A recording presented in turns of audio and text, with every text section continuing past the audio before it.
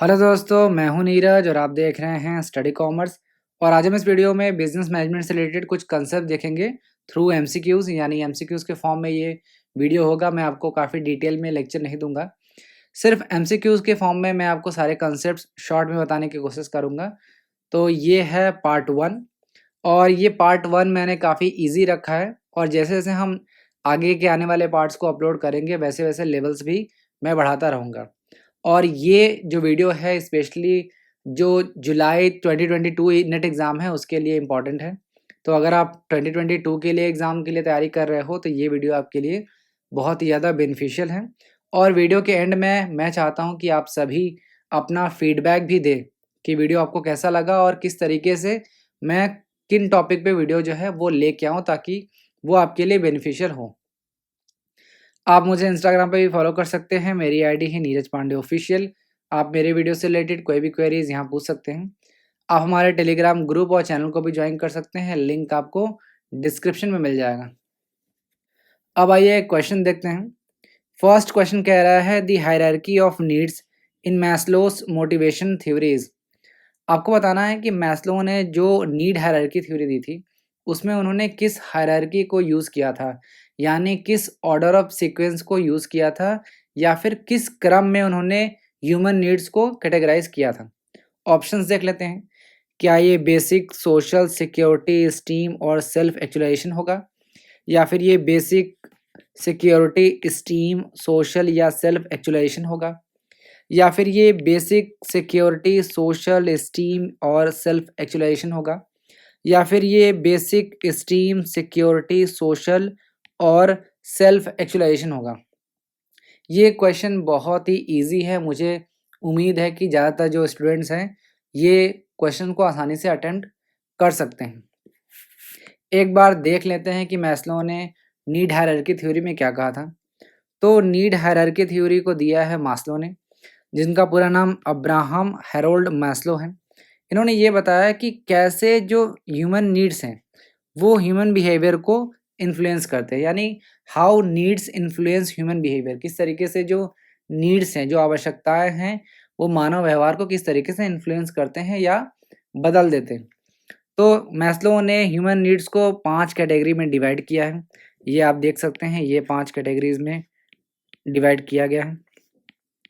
और इन्होंने ये भी कहा कि ये जो नीड हैं वो एक सीक्वेंस में आते हैं, यानी एक ऑर्डर ऑफ सीक्वेंस को फॉलो करते हैं, यानी सबसे पहले फर्स्ट आएगा, सेकंड आएगा, थर्ड आएगा, फोर्थ आएगा और तब फिफ्थ आएगा, जिसको इन्होंने हायरार्की कहा है, जैसा कि आप सभी जानते ही होंगे। तो ये ऑर्डर ऑफ सीक्वेंस किस फॉर्म में अराइज होते हैं, किस फॉर्म में आते हैं, यही बताया है मैस्लो के नीड हायरार्की थ्योरी में। तो 5 तरीके के नीड के बारे में बताया है मास्लो ने। तो फर्स्ट है फिजियोलॉजिकल या बेसिक या फिर फिजिकल नीड है। सेकंड है सेफ्टी या इसको हम सिक्योरिटी नीड भी कहते हैं। थर्ड है सोशल नीड। फोर्थ है इगोइस्टिक या फिर स्टीम नीड। और लास्ट है सेल्फ एक्चुअलाइजेशन नीड। मैस्लो ने ये कहा कि एक ह्यूमन बीइंग अगर फर्स्ट नीड को कंप्लीट करता है तभी वो सेकंड नीड की तरफ शिफ्ट करेगा, और जब वो सेकंड जो नीड है उसको कंप्लीट कर लेता है तभी वो थर्ड नीड की तरफ आगे बढ़ेगा। और जब तक वो थर्ड कंप्लीट नहीं करता वो फोर्थ पे नहीं जा सकता, यानी थर्ड कंप्लीट करने के बाद वो फोर्थ पे चला जाएगा, और जैसे ही वो फोर्थ नीड को कंप्लीट कर लेगा वो फिफ्थ नीड पे चला जाएगा। इसे ही हम ऑर्डर ऑफ सीक्वेंस या हायरार्की कहते हैं, यानी फर्स्ट नीड के बाद डायरेक्ट वो फिफ्थ नीड पे नहीं जा सकता, उसे एक हायरार्की यानी एक ऑर्डर ऑफ सीक्वेंस को फॉलो करना ज़रूरी है। अब एक-एक करके सारे नीड के बारे में जान लेते हैं। फर्स्ट है फिजियोलॉजिकल नीड, जिसको हम बेसिक या फिजिकल नीड भी कहते हैं। देखिए बेसिक नीड क्या होता है, जैसे आप देखो रोटी, कपड़ा, मकान, ये सारी चीज़ें क्या हैं, ये हमारे बेसिक नीड, इनके बिना हम कुछ भी नहीं कर सकते हैं। तो मैस्लो ने ये कहा कि जो फिजियोलॉजिकल नीड है वो क्या है, प्राइमरी नीड है, और जब तक कि एक पर्सन के प्राइमरी नीड को फुलफिल नहीं किया जा सकता तब तक कोई दूसरे नीड के बारे में वो नहीं सोचेगा। और एग्जाम्पल देख लेते हैं, जैसे food, clothing, housing, sex, air and water, या दूसरे और भी कोई चीज़ें हो सकती हैं, जैसे जॉब हो गया, ये आपकी बेसिक नीड है, जिसके बिना आप नहीं रह सकते। तो फिजियोलॉजिकल नीड को इन्होंने सर्वाइवल और मेंटेनेंस ऑफ ह्यूमन बॉडी कहा है, यानी कि ये ह्यूमन के सर्वाइवल के लिए और मेंटेनेंस के लिए बहुत ही ज़्यादा इम्पॉर्टेंट है। नेक्स्ट बात करते हैं, नेक्स्ट है सेफ्टी नीड, जिसको हम सिक्योरिटी नीड भी कहते हैं। अब सपोज़ कर लो कि रोटी, कपड़ा, मकान आपको मिल गया। आज की तारीख में सपोज़ कर लो आज 4 या 5 तारीख है, तो अगर आपको आज के टाइम पे मैंने रोटी दे दिया, तो क्या आपको कल रोटी नहीं चाहिए? आपको नियर फ्यूचर में भी ये चीज़ें चाहिए। तो इसी चीज़ को, यानी कि जो बेसिक नीड है, उसी चीज़ को आपको फ्यूचर में भी आप उसको डिमांड करोगे, आपको उसकी ज़रूरत है। तो इसी को इन्होंने सेफ्टी नीड कहा है। अब कुछ एग्ज़ाम्पल देख लेते हैं, जैसे कंट्रीब्यूशन टू प्रोविडेंट फंड। हम प्रोविडेंट फंड में, भविष्य निधि में कंट्रीब्यूशन देते हैं, यानी पैसा इकट्ठा करते रहते हैं कि फ्यूचर में जाके हमें काम आएगा। हम एफडी करते हैं कि जब हमें ज़रूरत होगी तब वो चीज़ें काम आएँगी। या फिर कंट्रीब्यूशन टू पेंशन स्कीम। आपने अपने घर में देखा होगा कि आपके पापा या दादा जो है वो पेंशन स्कीम में कंट्रीब्यूट करते होंगे, ताकि जब वो रिटायर हों या एक सर्टेन पीरियड के बाद वो पेंशन को यूज़ कर सकें। तो वो क्यों करते हैं ये चीज़? क्योंकि वो सेफ्टी चाहते हैं, सिक्योरिटी चाहते हैं फ्यूचर की। तो सेफ्टी नीड में क्या है, जो बेसिक नीड होता है उसी को नियर फ्यूचर में भी आप डिमांड करते हो, यही सेफ्टी नीड है। अब बात करते हैं सोशल नीड की। आप सभी जानते हो कि man is a social animal. हम सभी एक-दूसरे से घुलना-मिलना चाहते हैं, हम दोस्त बनाना चाहते हैं, अपने फीलिंग्स को एक्सचेंज करना चाहते हैं। यही क्या है, एक सोशल नीड है, हम सभी में एक सोशल नीड होती है। तो जैसे ही आप अपना सेकंड नीड कंप्लीट करते हो, यानी सिक्योरिटी नीड कंप्लीट करते हो, तब आप शिफ्ट हो जाते हो सोशल नीड पे। कुछ एग्ज़ाम्पल देख लेते हैं। फीलिंग्स ऑफ सोशबिलिटी, यानी आप एक-दूसरे से सोशल हो रहे हो, एक-दूसरे के यहाँ शादियों में जा रहे हो, पार्टीज़ में जा रहे हो। ये सब चीज़ें क्या हैं, ये सोशल नीड के ही एग्ज़ाम्पल हैं। इसी तरीके से लव, अफेक्शन, फ्रेंडशिप और बिलॉन्गिंगनेस, ये सारे एग्ज़ाम्पल हैं सोशल नीड के। नेक्स्ट बात करते हैं इगोइस्टिक नीड, इसको हम एस्टीम नीड भी कहते हैं। जब आप अपने आप को दूसरों से सुपीरियर दिखाने की कोशिश करते हो, जब आप प्रोजेक्ट करते हो कि आप दूसरे से सुपीरियर हो, तो उसे हम इगोइस्टिक और एस्टीम नीड कहते हैं। आपने कई बार देखा होगा कि कई लोग काफ़ी कॉस्टली कपड़े पहनते हैं, ज्वेलरी काफ़ी एक्सपेंसिव पहनते हैं, एक्सपेंसिव घरों में रहते हैं, या फिर जो होटल या रेस्टोरेंट में जो वेटर होते हैं उनको काफ़ी बड़ा अमाउंट में टिप देते हैं, ठीक है? या फिर लग्ज़री ट्रैवल करते हैं। तो ये सब क्या है? ये एक एग्ज़ाम्पल है इगोइस्टिक नीड के। तो इगोइस्टिक नीड या एस्टीम नीड वो नीड है, जब आप सोसाइटी में अपने आप को दूसरों से बेहतर दिखाने की कोशिश करते हो, तो उसे हम इगोइस्टिक नीड कहते हैं। कुछ एग्ज़ाम्पल देख लेते हैं, जैसे प्रमोशन, किसी इम्पोर्टेंट वर्क के लिए अगर आपको असाइनमेंट मिल गया, तो ये भी एक इगोइस्टिक नीड का एग्ज़ाम्पल हो गया। या फिर कोई प्रेस्टीजियस ऑनर या अवार्ड मिल गया आपको, जैसे best employee of the year का अवार्ड आपको मिल गया। तो ये सारे एग्ज़ाम्पल हैं इगोइस्टिक नीड के। अब लास्ट बात करते हैं सेल्फ एक्चुअलाइज़ेशन नीड। ये जो है वो highest level of hierarchy of need है, यानी कि हायरार्की ऑफ नीड में सबसे हाईएस्ट लेवल ऑफ जो नीड है वो है सेल्फ एक्चुअलाइज़ेशन। और आपने देखा कि जो बेसिक या फिजियोलॉजिकल जो नीड है वो क्या है, लोवेस्ट लेवल नीड है, ठीक है? तो सेल्फ एक्चुअलाइज़ेशन से आप एक चीज़ याद कर सकते हो कि सेल्फ सैटिस्फैक्शन, सेल्फ सैटिस्फैक्शन, यानी जब एक पर्सन जो है वो सेल्फ सैटिस्फैक्शन के लिए काम करता है, जब वो अपना सारा प्रयास लगा देता है एक पर्टिकुलर गोल को अचीव करने के लिए, वो बिल्कुल ये नहीं देखता है कि लोग उसके बारे में क्या सोच रहे हैं या लोग उसके बारे में क्या कर रहे हैं, वो सिर्फ वर्क एडिक्ट होता है। ध्यान रखिएगा कि वो जो पर्सन है वो क्या होता है, वर्क एडिक्ट होता है, यानी वो सिर्फ काम को ही सारा कुछ मानता है। तो ऐसे लोगों की जो नीड है उसको हम सेल्फ एक्चुअलाइजेशन नीड कहते हैं। जैसे desire to invent an innovative product और सर्विस। जब कोई पर्सन जो है वो किसी इनोवेटिव प्रोडक्ट को या सर्विसेज को इन्वेंट करना चाहता है, तो ये सेल्फ एक्चुअलाइजेशन नीड का एग्जांपल। या फिर कोई जो पर्सन है वो कोई अच्छी किताब लिखना चाहता है, तो वो सिर्फ अपने काम पे फ़ोकस रखता है। इसी तरीके से कोई जो किसी राइट कॉज़ के लिए अगर कोई फ़ाइट करना चाहता है, फॉर एग्ज़ाम्पल अगर आप देखो कि एनवायरनमेंट के लिए बहुत सारे लोग आते हैं, तो ये क्या है? ये भी एग्ज़ाम्पल है एक सेल्फ एक्चुअलाइज़ेशन नीड के लिए। इसी तरीके से अगर कोई गरीबों की मदद करता है, तो वो सेल्फ एक्चुअलाइज़ेशन नीड का ही एक एग्ज़ाम्पल है। तो अभी मैंने आपको जो पाँचों नीड्स हैं, चाहे वो बेसिक हो, सिक्योरिटी हो, सोशल हो, सेल्फ एक्चुअलाइजेशन नीड हो, वो किस ऑर्डर में या किस ऑर्डर ऑफ सीक्वेंस में लगाए जाते हैं, ये सारी चीज़ें मैंने आपको अभी बताई। तो देखिए, सबसे पहले तो बेसिक नीड है, तो सारे में बेसिक नीड दिया है, तो आप एलिमिनेशन मेथड का इस्तेमाल अभी नहीं कर सकते। दूसरा होता है सिक्योरिटी नीड, क्योंकि बेसिक नीड क्या है? रोटी, कपड़ा और मकान, यही चाहिए आपको। और सिक्योरिटी नीड क्या है? यही सारी चीज़ें आपको फ्यूचर में भी चाहिए। तो बेसिक के बाद आपको सिक्योरिटी चाहिए। तो देखिए, जहाँ-जहाँ भी सिक्योरिटी नहीं है, उसको आप एलिमिनेट कर सकते हो, ठीक है? सिक्योरिटी नीड के बाद क्या होती है, जब आपके पास खाने के लिए कल भी है, तो आप क्या करते हो? आप चाहते हो कि आपकी सोसाइटी में थोड़ी इज़्ज़त हो, आप लोगों से घुलना-मिलना चाहते हो, लव, अफेक्शन, ये सब सारी चीज़ें होती हैं। तो सिक्योरिटी के बाद क्या होता है? सोशल होता है। तो देखिए, सिक्योरिटी के बाद सोशल जिसमें नहीं है, वो एलिमिनेट कर दीजिए। तो देखिए, थर्ड जो है, वो आपका आंसर हो जाएगा, जिसमें फर्स्ट है बेसिक, सेकंड है सिक्योरिटी, थर्ड है सोशल, फोर्थ है एस्टीम और फिफ्थ है सेल्फ एक्चुअलाइजेशन नीड। यानी फर्स्ट का करेक्ट आंसर हो जाएगा सी। अब आइए नेक्स्ट क्वेश्चन देखते हैं। देखिए, अभी तक आपने अगर मैस्लो की नीड हायरार्की थ्योरी को अच्छे से समझ लिया है, तो ही आप इस क्वेश्चन को कर सकते हैं, क्योंकि ये जो है वो एप्लीकेशन बेस्ड क्वेश्चन है, यानी एनालिटिकल क्वेश्चन है। ये डायरेक्ट फैक्चुअल क्वेश्चन नहीं है और मेरे ख्याल से ईज़ी भी है, अगर आप थोड़ा-सा ध्यान देते हो तो। 2 बार कम से कम क्वेश्चन को ज़रूर पढ़ें बिफोर आंसरिंग एनी क्वेश्चन। तो सेकंड क्वेश्चन देखते हैं। Riya Das has desire for permanent job in public sector company is a example of. Riya Das जो हमारे सब्सक्राइबर हैं फ्रॉम वेस्ट बंगाल, वो ये चाहती हैं कि उनका एक परमानेंट जॉब लग जाए इन अ पब्लिक सेक्टर कंपनी। आपको बताना है कि ये जो उनकी डिज़ायर है, वो किसका एग्ज़ाम्पल है? क्या ये फिज़ियोलॉजिकल नीड का एग्ज़ाम्पल है? क्या ये सेफ्टी नीड का एग्ज़ाम्पल है? क्या ये सेल्फ एक्चुअलाइजेशन नीड का एग्ज़ाम्पल है या फिर ये सोशल नीड का एग्ज़ाम्पल है?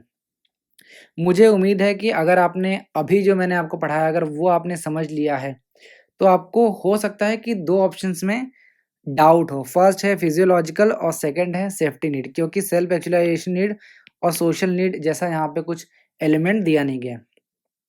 अब ध्यान दीजिए कि यहाँ पे रिया दास जो हैं, वो एक परमानेंट जॉब लेना चाहती हैं। उनको एक परमानेंट जॉब चाहिए और वो भी एक पब्लिक सेक्टर में। पब्लिक सेक्टर का मतलब क्या है? गवर्नमेंट सेक्टर, ठीक है? उनको एक गवर्नमेंट जॉब चाहिए, परमानेंट जॉब। तो देखिए, परमानेंट जॉब हम क्यों लेना चाहते हैं? क्योंकि हम एक वहाँ पे सिक्योरिटी देखते हैं। प्राइवेट जॉब में क्या है, उतनी सिक्योरिटी नहीं मिलती है। हो सकता है कि जॉब आज जॉब आपको आज मिले और कल आपकी जॉब छीन ली जाए। लेकिन गवर्नमेंट जॉब में क्या है, अगर आपको एक एक बार जॉब मिल गई, अगर आप अच्छे से काम कर रहे हो, तो ये परमानेंट जॉब ही होती हैं। तो इस तरीके से ये जो नीड है, वो हो जाएगी सेफ्टी नीड। अगर यहाँ पे सिर्फ़ जॉब लिखा होता है और पब्लिक सेक्टर नहीं लिखा होता, तो आप कह सकते थे कि जो जॉब है वो एक बेसिक नीड है, क्योंकि जॉब के बिना तो आप सर्वाइव करोगे नहीं, तो जॉब एक इम्पॉर्टेंट एलिमेंट है। लेकिन क्वेश्चन में यहाँ पे आपको परमानेंट जॉब लिखा है और गवर्नमेंट सेक्टर में चाहिए, इसलिए यहाँ पे सेफ्टी नीड होगा। उम्मीद है आपको समझ में आया होगा। अब आइए नेक्स्ट क्वेश्चन देखते हैं। Which of the following is are hygiene factor as per dual structure theory? आपको बताना है कि दिए गए ऑप्शन में से कौन सा हाइजीन फैक्टर है as per dual structure theory. Options में पढ़ देता हूँ। Salary, growth, job security, working conditions, responsibility. क्या ये ए, सी और डी सही होगा, या फिर ए, बी और ई सही होगा, या फिर ए, बी, सी और डी सही होगा, या फिर ए, सी, डी और ई सही होगा? वीडियो को पॉज करके कमेंट बॉक्स में इस क्वेश्चन को अटेम्प्ट करिए, तब तक मैं आपको एक्सप्लेनेशन प्रोवाइड करता हूँ। देखिए, टू फैक्टर थ्योरी को दिया है हर्ज़बर्ग ने, जिनका पूरा नाम फ्रेडरिक हर्ज़बर्ग है। इस थ्योरी को हम मोटिवेशन हाइजीन थ्योरी भी कहते हैं या फिर डुअल स्ट्रक्चर थ्योरी के नाम से भी जानते हैं। फ्रेडरिक हर्ज़बर्ग ने जॉब फैक्टर को 2 कैटेगरीज में डिवाइड किया था। फर्स्ट है हाइजीन फैक्टर्स, सेकंड है मोटिवेशनल फैक्टर्स। हाइजीन फैक्टर वो फैक्टर हैं जो एम्प्लॉयज़ को मोटिवेट तो नहीं करते, लेकिन एक रीज़नेबल लेवल ऑफ सैटिस्फैक्शन को मेंटेन करने के लिए ज़रूरी है। दूसरी तरफ मोटिवेशनल फैक्टर वो फैक्टर हैं जो एक एम्प्लॉय को मोटिवेट करने में कैपेबल होते हैं। तो दोनों देख लेते हैं। फर्स्ट है हाइजीन फैक्टर। तो फ्रेडरिक हर्ज़बर्ग ने 10 ऐसे हाइजीन फैक्टर के बारे में बताया है, जो कि एम्प्लॉय को मोटिवेट तो नहीं करते, लेकिन ये ज़रूरी होते हैं, यानी अगर ये ना हो तो एम्प्लॉय काम नहीं करेगा, ये बेसिक नेसेसिटी है। फर्स्ट है सैलरी, क्या आप सैलरी के बिना काम कर सकते हो? नहीं कर सकते, तो ये बेसिक ज़रूरत है। सेकंड है जॉब सिक्योरिटी, थर्ड है वर्किंग कंडीशन, फोर्थ है company policy and administration, fifth है सुपरविज़न, सिक्स है रिलेशनशिप विद सुपरवाइज़र, सेवेंथ है रिलेशनशिप विद पीयर्स यानी साथियों के साथ जिसके साथ आप काम कर रहे हो। नेक्स्ट है रिलेशनशिप विद सबऑर्डिनेट्स, सबऑर्डिनेट्स के साथ किस तरीके से रिलेशन है। नाइन्थ है स्टेटस और टेंथ है पर्सनल लाइफ। ये सारे हाइजीन फैक्टर हैं। नेक्स्ट बात करते हैं, नेक्स्ट है मोटिवेशनल फैक्टर्स। हर्सबर्ग ने 6 ऐसे मोटिवेशनल फैक्टर्स दिए हैं, जिसको शॉर्ट में आप गर वार लिख सकते हो याद करने के लिए। फर्स्ट है ग्रोथ, सेकंड है अचीवमेंट, थर्ड है रिस्पॉन्सिबिलिटी, फोर्थ है वर्क इटसेल्फ, फिफ्थ है एडवांसमेंट और सिक्स है रिकॉग्निशन। देखिए, अगर आपको ग्रोथ नज़र नहीं आएगी तो क्या आप काम करोगे? नहीं करोगे। तो अगर आपको ग्रोथ नज़र आती है तो इसका मतलब है कि आप मोटिवेशन जो है आपको मिलती रहेगी, आप काम करते रहोगे। अचीवमेंट, अगर आपको अचीवमेंट नहीं मिल रहा है तो वो भी एक प्रॉब्लम की बात है। जैसे-जैसे आपको अचीवमेंट मिलती रहेगी वैसे-वैसे आप मोटिवेट होते रहोगे। रिस्पॉन्सिबिलिटी, कई बार आपको रिस्पॉन्सिबिलिटी बड़ी दी जाती है तो आप मोटिवेटेड होते हो कि आपको अच्छा काम मिला है और आप अच्छे से काम भी करते हो। वर्क इटसेल्फ, अगर काम अच्छा होगा तो ज़ाहिर-सी बात है आप मोटिवेटेड फ़ील करोगे। नेक्स्ट है एडवांसमेंट, अगर एक लेवल आपको अब चीज़ें की जाएँगी तो एडवांसमेंट में भी एम्प्लॉयी है वो मोटिवेटेड फ़ील करता है। और रिकॉग्निशन, अगर एम्प्लॉयी की पहचान होती है तो ज़ाहिर-सी बात है कि वो एम्प्लॉयी जो है वो मोटिवेटेड फ़ील करेगा। तो 6 मोटिवेशनल फैक्टर्स दिए गए हैं। ये शॉर्ट में आपको याद रखना होगा, अगर ये याद है तो आप आसानी से चीज़ों को समझ सकते हैं। यहाँ पे एक चीज़ ध्यान रखिएगा कि यहाँ पे 2 बार ए है। फर्स्ट ए का क्या मतलब है? अचीवमेंट और सेकंड का क्या है? एडवांसमेंट। एक बार आप रिवीजन कर लीजिएगा, growth, achievement, responsibility, work itself, advancement, recognition, ये 6 मोटिवेशनल फैक्टर्स हर्सबर्ग ने दिए। तो यहाँ पे पूछा गया है कि हाइजीन फैक्टर कौन-कौन से हैं? तो देखिए, सैलरी ऑफ कोर्स है, सैलरी बेसिक चीज़ें हैं। ग्रोथ नहीं है, क्योंकि ग्रोथ होगा तो आप मोटिवेटेड हो गए, यानी ये मोटिवेशनल फैक्टर्स हैं। थर्ड है जॉब सिक्योरिटी, देखिए जॉब सिक्योरिटी तो होनी चाहिए। नेक्स्ट है वर्किंग कंडीशन, वर्किंग कंडीशन भी ज़रूरी है। वर्किंग कंडीशन अच्छा नहीं होगा तो आप काम कैसे करोगे? रिस्पॉन्सिबिलिटी, रिस्पॉन्सिबिलिटी नहीं होनी चाहिए। रिस्पॉन्सिबिलिटी है तो ये एक मोटिवेशनल फैक्टर्स है। तो जिस भी ऑप्शन में बी है उसको आप एलिमिनेट कर सकते हो, जैसे सेकंड, थर्ड, और ई जिसमें है उसको भी एलिमिनेट कर सकते हो। तो यहाँ पे आप देख रहे हो कि अगर आपको 2-3 चीज़ें भी पता हो, यानी लिमिटेड इन्फॉर्मेशन है, तो भी आप क्वेश्चन को सही अटेम्प्ट कर सकते हो। यानी आप एलिमिनेशन मेथड के थ्रू भी क्वेश्चन को आसानी से अटेम्प्ट कर सकते हो 100% एक्यूरेसी के साथ। तो यहाँ पे आप देख रहे हो कि ए, सी और डी जो है वो करेक्ट आंसर हो जाएगा। तो यहाँ पे थर्ड का करेक्ट आंसर हो जाएगा ए। अब आइए नेक्स्ट क्वेश्चन देखते हैं। Which of the following is are feature of Japanese management theory? आपको बताना है कि दिए गए ऑप्शन में से कौन सा जापानीज मैनेजमेंट थ्योरी का फीचर है। मैं ऑप्शन आपके लिए पढ़ दे रहा हूँ। Life long employment, faster promotions, joint responsibility, self control. क्या ये सिर्फ एक सही होगा, या फिर ए और बी सही है, या फिर ए, बी, सी और डी सही है, या फिर ए, सी और डी सही है? कमेंट बॉक्स में इस क्वेश्चन को अटेम्प्ट करिए। अब आइए थ्योरी जेड के बारे में जानते हैं। थ्योरी जेड को हम जापानीज मैनेजमेंट थ्योरी के नाम से भी जानते हैं, जिसको दिया है विलियम जी आउकी ने। कई बार हिंदी मीडियम के जो स्टूडेंट होते हैं वो विलियम जी आउची पढ़ते हैं। कई बार मैंने भी इसको गलत पढ़ा है, तो इसका करेक्ट प्रोनाउंसिएशन होगा विलियम जी आउकी। तो बात करते हैं थ्योरी जेड की। थ्योरी जेड को हम जापानीज मैनेजमेंट थ्योरी के नाम से भी जानते हैं, जिसको दिया है विलियम जी आउकी ने। करीब 1980 के दौरान क्या हुआ कि जो जापानीज इकोनॉमी है, जापान की जो अर्थव्यवस्था है, वो काफ़ी बूम पे थी, काफ़ी अच्छा कर रही थी और लोग जो थे वो एंग्शियस थे, काफ़ी आश्चर्य थे और ये जानने की कोशिश कर रहे थे कि कैसे जापानीज इकोनॉमी जो है वो इतना अच्छा कर रही है। उसी दौरान एक अमेरिका के प्रोफेसर थे जिनका नाम है विलियम जी आउकी। वो जापान गए और उन्होंने जो जापानीज मैनेजमेंट सिस्टम है उसको समझने का प्रयास किया और अपने जो भी स्टडी है, जो भी उनका थॉरो स्टडी था, उसको उन्होंने एक बुक में लिखा। उसी बुक का नाम है थ्योरी जेड। और पूरा नाम इस बुक का है theory Z, how American business can meet Japanese challenge. ठीक है, ये बुक लिखा गया था 1981 में। ईयर इंपॉर्टेंट है, याद रख लीजिएगा। और आगे चल के ये बुक जो है वो काफ़ी पॉपुलर भी हुआ था। और इस बुक में आओकी ने ये बताया कि किस तरीके से जापानीज़ मैनेजमेंट प्रैक्टिसेस होती हैं, यानी जापान की जो मैनेजमेंट है ऐसा क्या करती है कि वहाँ की जो एफिशिएंसी है वो काफ़ी अच्छी है, वहाँ की इकॉनमी काफ़ी अच्छा काम कर रही है, किस तरीके से वहाँ की जो इकॉनमी है वो अच्छा कर रही है, किस तरीके से वहाँ पे जो मैनेजमेंट है वो डिसीजन लेती है, क्या अप्रोच होता है, क्या फ़िलॉसफ़ी है, ये सारी चीज़ें थ्योरी जेड बुक में लिखी गई थी। और यहाँ पे मैंने आपको कुछ बेसिक कैरेक्टरिस्टिक्स बताया है ऑफ जापानीज़ मैनेजमेंट प्रैक्टिसेस, किस तरीके से जापान में मैनेजमेंट प्रैक्टिसेस होती हैं, इसका कुछ एग्ज़ाम्पल है। फर्स्ट है long term employment relationship. Aoki ने ये बताया कि जापान में ज़्यादातर ऑर्गेनाइजेशन जो हैं वो अपने स्टाफ को लॉन्ग टर्म एम्प्लॉयमेंट ऑफर करती हैं। इसका मतलब ये है कि जब तक स्टाफ फिजिकली या मेंटली अनफिट नहीं हो जाता, तब तक वो काम कर सकता है। आप इंडिया में भी देखो कि जब तक आप फिजिकली या मेंटली अनफिट नहीं होते तब तक भी आप काम कर सकते हो। लेकिन यहाँ पे छँटनी बहुत ज़्यादा होता है, यहाँ पे रिट्रेंचमेंट ज़्यादा होता है। कई बार आपको जॉब के बीच में ही निकाल दिया जाता है। आप 2 साल, 4 साल, 10 साल काम करते हो, आपको जॉब से निकाल दिया जाता है। लेकिन जापान में ऐसा नहीं होता। वहाँ पे ये देखा गया है कि अगर फिज़िकली और मेंटली अगर कोई पर्सन फिट है, तो उसको जॉब से नहीं निकाला जा सकता।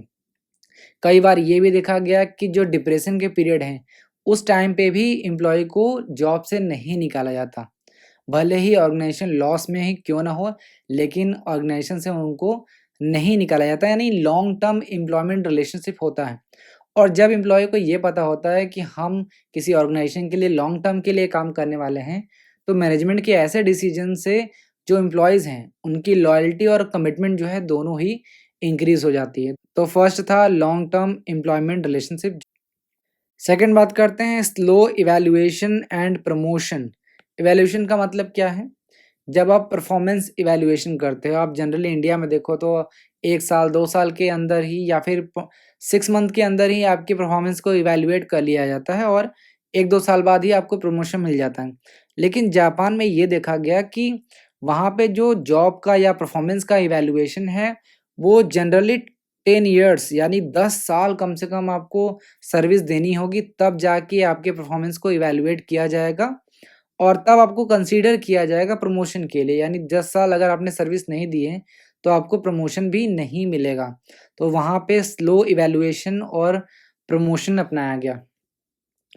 थर्ड है joint decision making. Theory Z ये कहता है कि जो मैनेजरियल डिसीजन है, उनमें वर्कर्स का पार्टिसिपेशन जो है वो कंपल्सरी हो गया था, यानी जॉइंट डिसीजन होगा, क्योंकि अल्टीमेट देखिए एक एम्प्लॉयर होता है, एक एम्प्लॉय होता है, ठीक है? एम्प्लॉय को एग्जीक्यूट करना होता है उस जो भी डिसीजन लिया जाता है, तो अल्टीमेट काम तो करना है एम्प्लॉइज़ को ही ना। तो वहाँ पे एम्प्लॉयर और एम्प्लॉयी दोनों लोग मिल के डिसीजन लेते हैं ताकि उसका जो इम्प्लीमेंटेशन है वो काफ़ी अच्छा हो सके। फोर्थ है जॉइंट रिस्पॉन्सिबिलिटी। जापानीज़ मैनेजमेंट में ये देखा गया कि वहाँ पे किसी इंडिविजुअल को रिस्पॉन्सिबल नहीं ठहराया जाता किसी भी काम के लिए।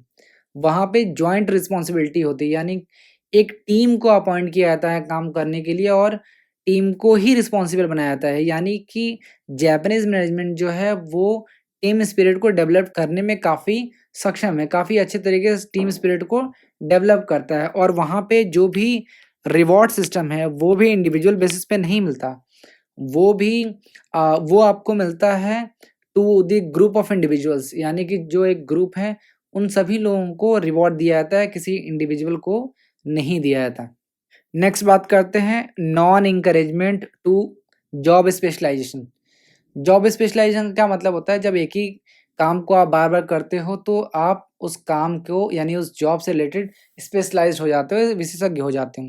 लेकिन थ्योरी जेड जो है वो जॉब स्पेशलाइजेशन पे फ़ोकस नहीं करता है, वो फ़ोकस करता है जॉब रोटेशन पे। तो थ्योरी जेड जो है वो जॉब रोटेशन फ़ोकस करता है। जॉब रोटेशन का क्या मतलब है? Rotating the employees from one job to another, यानी हर एक एम्प्लॉइज़ को कुछ महीनों के लिए एक पर्टिकुलर जॉब पे रख दिया जाता है। उसके बाद थोड़े टाइम के बाद उसको स्विच करा के किसी और पे जॉब पे लगा दिया जाता है। और ऐसा क्यों किया जाता है? क्योंकि जापानीज़ मैनेजमेंट में जो मैनेजर हैं या जो लोग हैं वो ये मानते हैं कि जब हम एक एम्प्लॉय को जॉब रोटेशन के थ्रू अलग-अलग जॉब देते हैं तो उन्हें नए-नए एक्टिविटीज़ को सीखने के लिए एक अपॉर्च्युनिटी मिल जाती है, यानी वो नया-नया चीज़ सीखते हैं। दूसरी ओर जो मोनोटोनी है काम को लेकर यानी मोनोटोनस हो जाते हैं, वो भी रिड्यूस होता है, यानी कि आपका मन नहीं लगता है काम को करने के लिए, तो आपको वो मोनोटोनस ना लगे इसलिए भी स्विच करा दिया जाता है। दूसरी बात जो यूटिलिटी है एम्प्लॉइज़ की वो भी बढ़ाने के लिए ये जॉब रोटेशन की जाती है। नेक्स्ट बात करते हैं encouragement to self control. Self control का क्या मतलब है कि यहाँ पे जो भी एम्प्लॉयी अपनी एक्टिविटी कर रहा है, अपना काम कर रहा है, उस पे उसका खुद का नियंत्रण होना चाहिए। कई बार हम इंडिया में देखते हैं कि हमें सुपरविज़न पे ज़्यादा फ़ोकस करते हैं, यानी हमें डंडे मार के काम कराना होता है।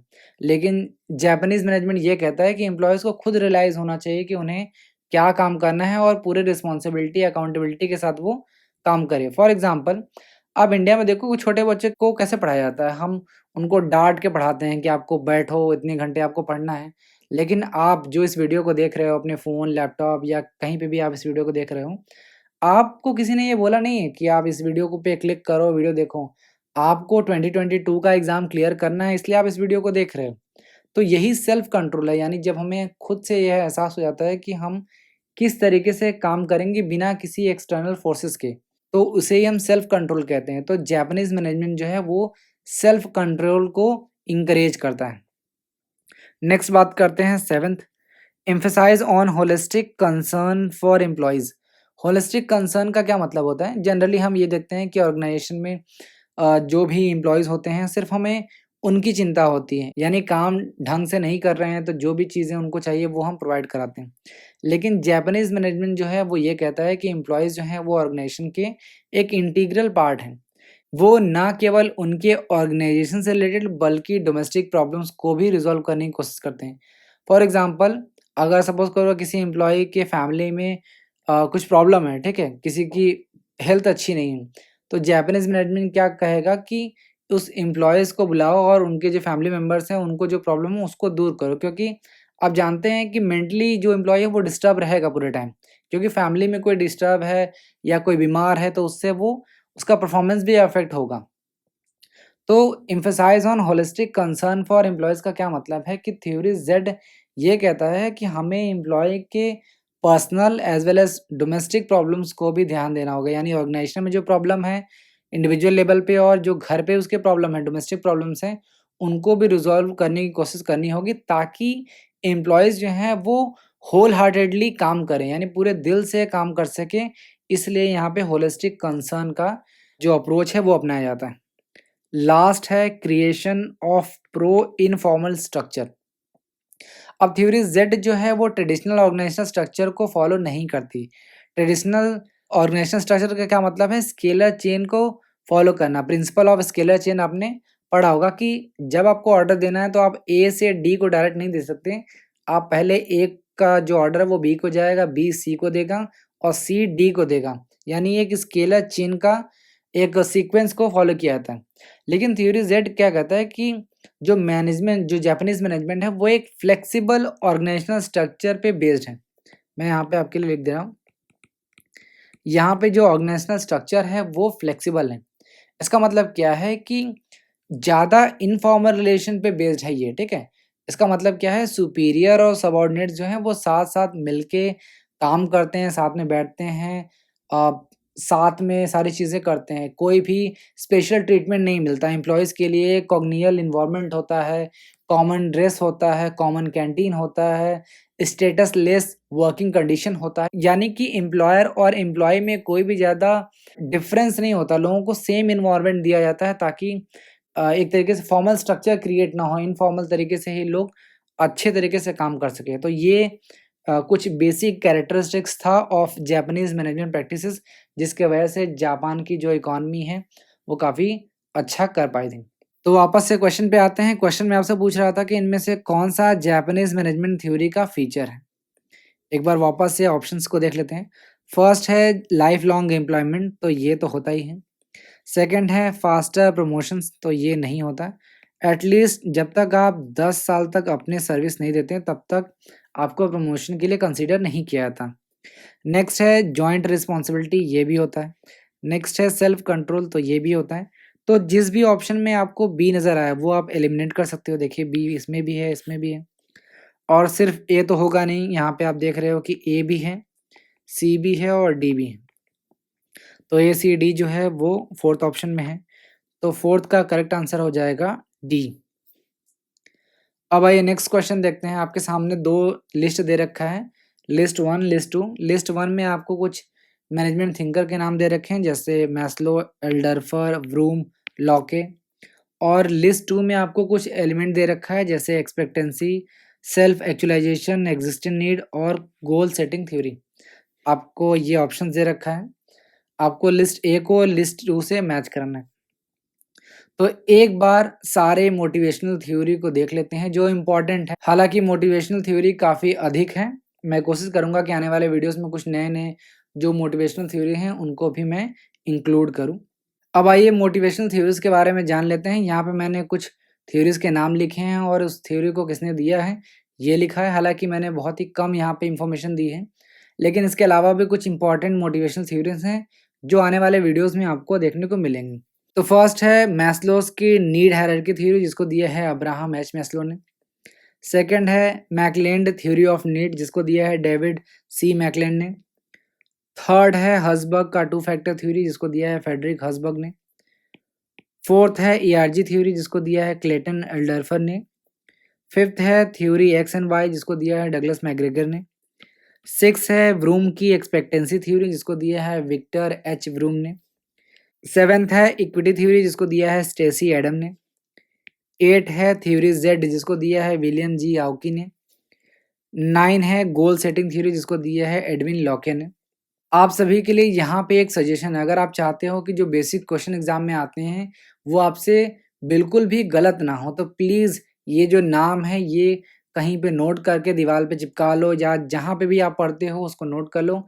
अगर आप रोज़ एक बार भी पढ़ोगे तो एग्ज़ाम से पहले आपको एकदम ये ईज़ी हो जाएगा और आपका काफ़ी टाइम बचेगा एग्ज़ाम में, क्योंकि ये चीज़ें बहुत ही ईज़ी हैं, ये चीज़ें आप याद कर सकते हो। तो वापस से क्वेश्चन पे आते हैं। मैस्लो ने क्या दिया है आपको पता ही होगा, उन्होंने नीड हायरार्की थ्योरी दिया है, जिसमें उन्होंने सेल्फ एक्चुअलाइजेशन नीड, जो कि हाईएस्ट लेवल ऑफ नीड है, इसके बारे में बताया था। तो फर्स्ट का सेकंड हो जाएगा। जिस भी ऑप्शन में ए का सेकंड नहीं है उसको आप एलिमिनेट कर सकते हो, जैसे फर्स्ट और सेकंड।